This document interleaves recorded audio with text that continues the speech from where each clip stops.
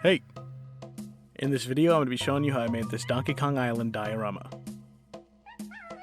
But first, a little backstory.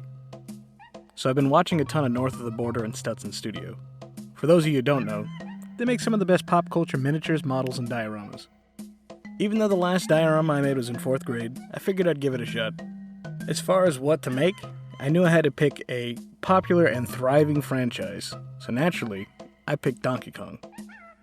But more specifically, the iconic Donkey Kong Island, but not from the N64. I'm going to make the high-res version from King K. Rool's Final Smash and Smash Bros. Ultimate.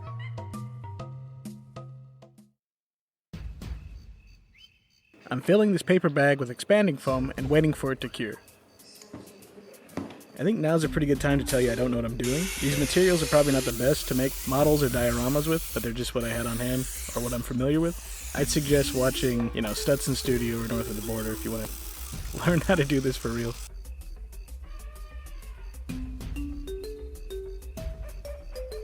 Fun fact, back in December of 1999, I actually won a Jungle Green Donkey Kong 64, Nintendo 64, for kicking ass in the Taekwondo tournament. So me and Donkey Kong go way back.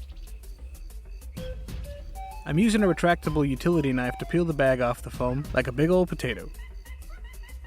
After we have our foam blank, the next step is pretty simple. I just remove everything that isn't Donkey Kong. As you can see, this makes quite a mess. I don't know how the pros keep such a tidy workspace. I've already cleaned this table like 3 times.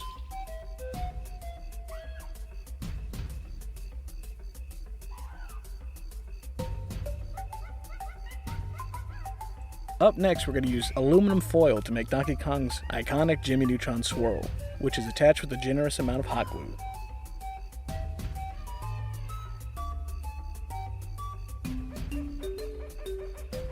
I'm using the craft supply called drywall spackle to fully encase Donkey Kong in a pink shell that'll turn white once it's cured. Then a layer of black Mod Podge goes on to seal everything. And if you don't know, black Mod Podge is basically just black acrylic paint mixed with Mod Podge. And from what I've seen, it's a staple in the craft community. For the rest of the island that's not Donkey Kong's head, I'm going to roughly cut this dollar store foam board into the loose shape of the cliffs. The base of the volcano is just a solo cup with a dollar store champagne flute on the top. I don't need to be too precise here because I'm going to be covering everything in the most rock-like substance you could think of. Tree bark. I have a fair bit of firewood, so I was able to accumulate about 10 pounds of tree bark. The next hour and some change was spent making a tree bark mosaic around the whole island. I was only burned about 4 or 5 times.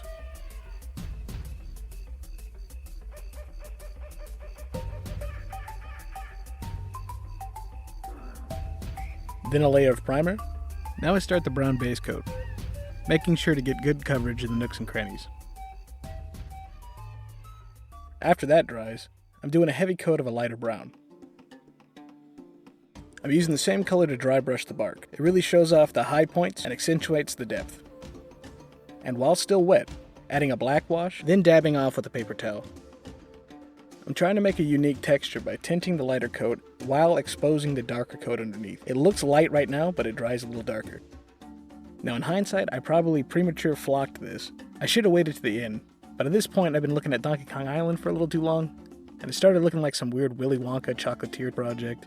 So for the sake of my sanity, I put on a layer of Mod Podge and started sprinkling flock. So you remember that champagne flute and solo cup? I'm heating up this metal rod to melt through them to make room for the pipe that's going to turn this mountain into a volcano. Up next is the Seaside Shack, which is going to be made out of 3 pieces of this mini Jenga set, which is going to rest on a popsicle stick deck. If you're working with superglue, I highly recommend buying some activator for it. It allows you to work probably 3 or 4 times faster than normal. The roof and gable ends are made out of cardboard, which are glued to the Jenga piece sidewalls. And the overhang is made out of a section of a popsicle stick and 2 toothpicks. I'm being pretty sloppy here with the paint because I'm going to hide all my sins with washes and flocking later. I just need the idea of the color more than anything precise. Speaking of flocking, I flocked this one prematurely too. I decided I should add some lights, so I ended up having to touch up the paint and reflock afterwards. This ladder is made out of a couple toothpicks super glued together, and then colored with the brown and black wash. I made some window panes off camera. Now we're finally on the base. This is called extruded polystyrene, or XPS. It's used for insulating in a house, but it's actually a very good craft supply as well. It cuts easy, and it's easy to shape and sand. If you're going to use a ton of XPS foam, it's cheaper to buy a 4x8 sheet than break it down into more manageable pieces.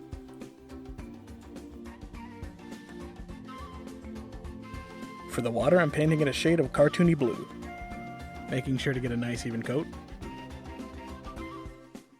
And for the island, it's getting a base coat of Bowser Shell green and beige. I don't have to do too good of a job because it's going to be covered in flocking and sand. If you do this, make sure to have something underneath whatever you're flocking. All the loose bits can be brushed off and used again. And I'm using spray adhesive to get the sand stuck on initially, then I'm going to go over it with some diluted Mod Podge to lock it in place. And right on time, here comes the reason why recording audio here is a nightmare.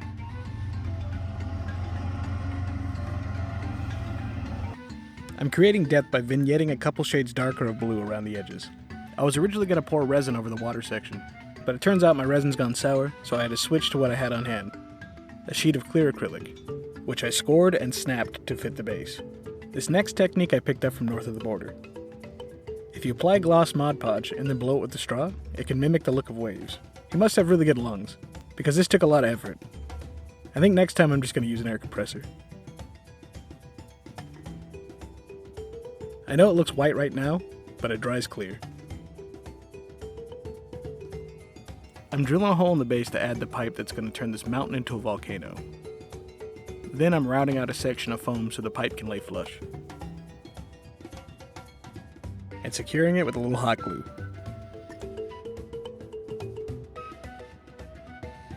Quick test to see if everything works.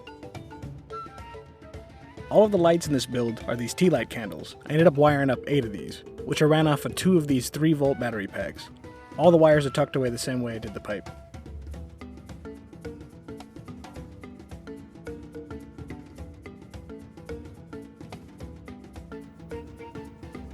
It's crazy how a small thing like these cheap flickering tea lights can add so much life to a project. This is pretty much the last step. I'm going to be making some palm trees out of these artificial fern sprigs. It's basically to separate these clusters and then impale them onto the branch it came on. Each palm tree has 2 of them facing down and 1 facing up. Then I kind of trim it into a sphere. For some added realism, you could add moss to the underside to make it look like the fuzzy dead fronds you see on these types of trees.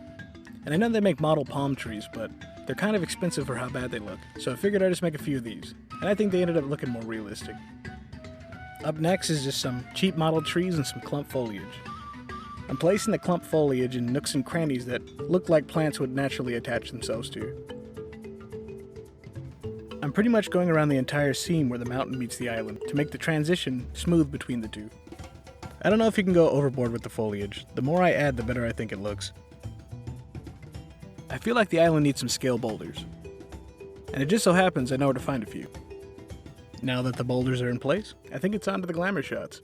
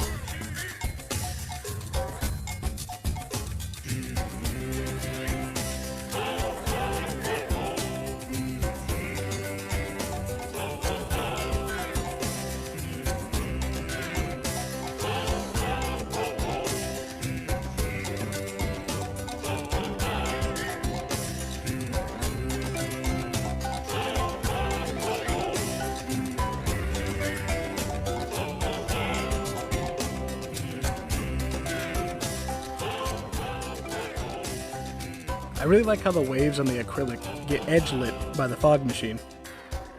It's a really cool effect. I'm kind of glad the resin didn't work out. And once again, if it wasn't for north of the border and Stutson Studio, this video definitely wouldn't have been made.